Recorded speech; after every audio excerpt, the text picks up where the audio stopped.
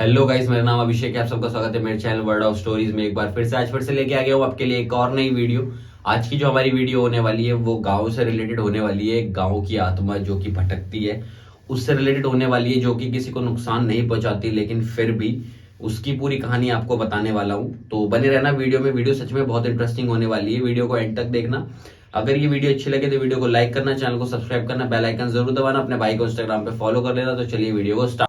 एक उज्जवल नाम का लड़का होता है जो गांव में अपने मम्मी पापा के साथ रह रहा होता है। अच्छा खासा उसका जीवन बढ़िया चल रहा होता है, एकदम मस्त, कोई प्रॉब्लम परेशानी नहीं, ठीक ठाक घर से होता है, वो सब चीजें मिल रही होती हैं उसे। एक दिन की बात होती है जब उज्जवल देखता है कि बहुत ज्यादा गर्मी हो रही है, तो उसके मम्मी पापा तो घर कमरे के बाहर अपनी खाट बिछा के वहीं पे सो जाते हैं। लेकिन उज्जवल को कुछ ज्यादा ही गर्मी लग रही होती है, तो उज्जवल सोचता है कि आज वो छत पे जाके सोएगा। इतनी ज्यादा गर्मी होने के कारण उज्जवल ने जो सोचा था कि भाई मैं छत पे ही सोऊंगा, तो वही चीज वो करता है। खाना वाना खा के वो रात को अपना बिस्तर लेके और छत पे चला जाता है। फिर छत पे जाके आराम से वहां लेटता है। पहले थोड़ी देर तक फोन चलाता है, फोन चलाने के बाद वो सोने की कोशिश करता है, लेकिन नींद नहीं आती उसे, क्योंकि गर्मी सच में बहुत ही ज्यादा बिकट हो रही होती है, इसलिए नींद नहीं आती उसे। फिर भी वो कोशिश करता है कि सो जाए, तो वो सो जाता है। सोने के बाद ऐसा होता है 1-1:30 बजे अचानक से उसे रोने की आवाज आती है। तो हल्की सी उसकी आंख खुलती है, वो सोचता है शायद कोई बच्चा रो रहा है, इसलिए वो उस चीज पे इतना ध्यान ना दे के सो जाता है। फिर से उसे रोने की आवाज आती है। इस बार वो अपनी आंखें जो है थोड़ा ठीक से मसल के कान लगा के सही से सुन रहा होता है। तो उसे आती है आवाज कि हाँ भाई, ये जो है किसी औरत की रोने की आवाज आ रही है। अब रात हो रही थी भाई, 1:30 बजे, गांव में तो बिल्कुल गुप्त अंधेरा रहता है। अब वो उठ के देखने के लिए क्या करता है, अपना फोन ढूंढ रहा होता है कि फोन कहाँ है, फोन कहाँ है। काफी देर तक फोन ढूंढता है, उसको फोन मिलता नहीं है। लेकिन जैसे तैसे करके खाट के नीचे उसका हाथ जाता है ना जब, तो खाट के नीचे उसका फोन वहीं पे होता है, तो खाट के नीचे ही उसे उसका फोन मिल जाता है।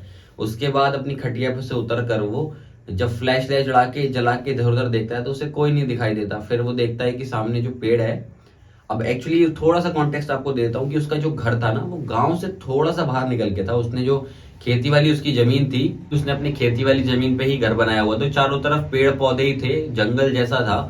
तो देखता है वो घर के सामने एक पेड़ खड़ा हुआ होता था बैक साइड में। उस पेड़ के ऊपर एक व्हाइट साड़ी में, मतलब व्हाइट से कपड़े पहने हुए थे उस औरत ने, वो पेड़ की डाली पे बैठे हुए रो रही है वो। अब उसे देख के उसकी फटके होती है चार, समझ में नहीं आता उसे क्या होता है। उसके हाथ कांपने लगते हैं एकदम, पूरी बॉडी शिवर करने लगती है। समझ में नहीं आता भाई कि करूं तो करूं क्या। उसे देख के इतना डर लगता है उसे। अब वो देखता रहता है, लेकिन उसे देखता रहता है। वो ऐसे होती है उसकी मुंडी, जैसे ही वो यूं करके करती है, उससे नजरें मिलाती है, उज्जवल की हालत खराब। ऐसा लगता है कि खत्म हो गया भाई, बस मर ही गया वो तो। ऐसे हालात हो जाते हैं उसके। फिर वो भूतनी 1 मिनट नहीं लगता उस सेकंड में उस पेड़ की डाली से बैठे हुए जस्ट उसके सामने आके खड़ी हो जाती है वो एकदम। उसे देख के इतनी ज्यादा उज्जवल की हालत खराब होती है। उज्जवल भागने की कोशिश करता है, मुंह से चिल्लाने की कोशिश करता है, ना तो वो भाग पाता है, ना वो मुंह से चिल्ला पाता है कि किसी को हेल्प के लिए बुला ले, अपनी मम्मी पापा को या कुछ। तो उसे कुछ भी समझ में नहीं आता। अब वो क्या करता है, कुछ नहीं बोलता है। वो लेडी उससे बोलना शुरू करती है जो भूतनी होती है। वो उससे कहती है, उज्जवल मुझे तुम्हारी मदद चाहिए। फिर जब उज्जवल बोलने की कोशिश करता है, तो फिर उज्जवल बोल पाता है। उज्जवल डरता डरता कहता है, मदद? और मुझसे क्या मदद चाहिए ऐसी? तो वो लेडी कहती है, मेरी आत्मा भटक रही है, तो उज्जवल मुझे अपनी आत्मा मुक्त करानी है, उसके लिए तुम्हें मेरी मदद करनी होगी। तो उज्जवल कहता है, बताओ मैं तुम्हारे लिए क्या कर सकता हूँ। जब उज्जवल ऐसा बोलता है तो वो थोड़ा सा खुश होती है। वो कहती है कि एक बार की बात है उज्जवल, मैं तुम्हारे घर के पास से निकल रही थी, काफी टाइम पहले की बात है, जब तुम्हारा घर भी यहाँ नहीं था। मैं यहाँ से अपने बेटे के साथ निकल रही थी, तो कुछ गुंडों ने मुझे जबरदस्ती पकड़ लिया था और उन्होंने मेरे कंगन वगैरह छीन के मुझे यहीं पे जान से मार दिया था। और मारने के बाद मेरी जो लाश थी वो ये जो पेड़ है, इस पेड़ के अंदर ही गड्ढा करके वहीं अंदर रख दी थी मेरी लाश। तो ना ही मेरी लाश को जमीन नसीब हुई, ना ही आग नसीब हुई। इस वजह से मेरी आत्मा यहाँ पे भटक रही है, और जितने भी लोग यहाँ से आते जाते हैं उनको मेरी रोने की आवाजें सुनाई देती हैं। उन सब लोगों से मैं मदद मांगती हूँ, लेकिन कोई भी मुझे देख नहीं पाता, सबको सिर्फ मेरी आवाज ही सुनाई जाती है। तुम पहले हो जो मुझे देख पाए हो, तो तुमसे मैं मदद मांग रही हूँ, तुम प्लीज मेरी मदद करो। तो उज्जवल कहता है ये तो तुम्हारे साथ बहुत गलत हुआ, बताओ मैं तुम्हारी क्या मदद कर सकता हूँ।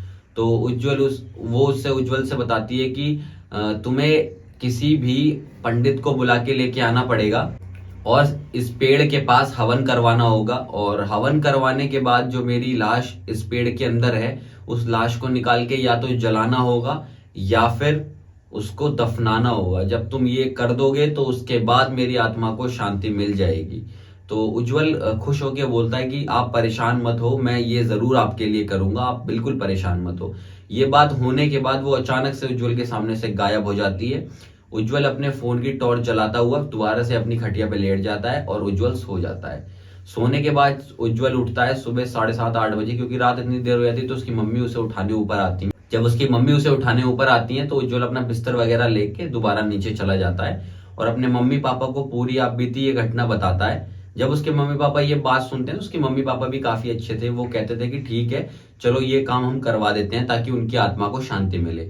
फिर फाइनली नेक्स्ट डे वो एक बाबा जी को बुला लेते हैं, पंडित जी को, और वहां पे बढ़िया सा हवन वगैरह करवाते हैं और अंदर से उस लेडी की जो लाश होती है वो निकलवा ली जाती है। और अंदर से जब लाश निकलवा ली जाती है तो उसको तमीज के साथ अच्छे तरीके से, वो हिंदू थी तो हिंदू परंपरा के थ्रू उनकी लाश को अग्नि दी जाती है ताकि उनकी जो आत्मा है वो भटके ना और वो आराम से जहां से बिलोंग करती हैं वहां पहुंच जाएं। ये सारा सीन होने के बाद जब आग लग जाती है तो उसके बाद रात को वो उज्जवल को फिर से दिखाई देती हैं। उज्जवल से वो धन्यवाद करती हैं, बोलती हैं कि शुक्रिया उज्जवल, तुमने मेरी इतनी हेल्प की और अब मैं अपने लोक में जा रही हूँ जहां मुझे जाना चाहिए। तो ऐसे ही वो बात करते करते एकदम से स्टार बन जाती हैं और ऊपर चली जाती हैं। ऐसा काम करने के बाद उज्जवल को काफी अच्छा महसूस होता है कि उज्जवल ने किसी की तो हेल्प की, कम से कम कुछ तो अपनी जिंदगी में अच्छा काम किया।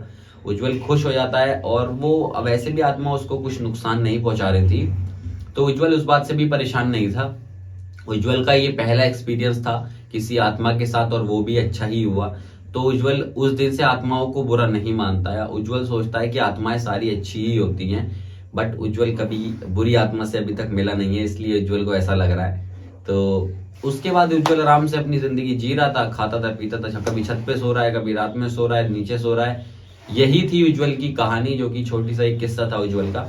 अगर ये वीडियो अच्छी लगी हो तो वीडियो को लाइक करना, चैनल को सब्सक्राइब करना, बेल आइकन जरूर दबाना, अपने भाई को इंस्टाग्राम पे फॉलो कर लेना। मैं मिलूंगा इससे नेक्स्ट वीडियो में, तब तक के लिए हंसते रहें, खुश रहें, मस्त रहें और अपने भाई की वीडियो देखते रहें। Bye bye.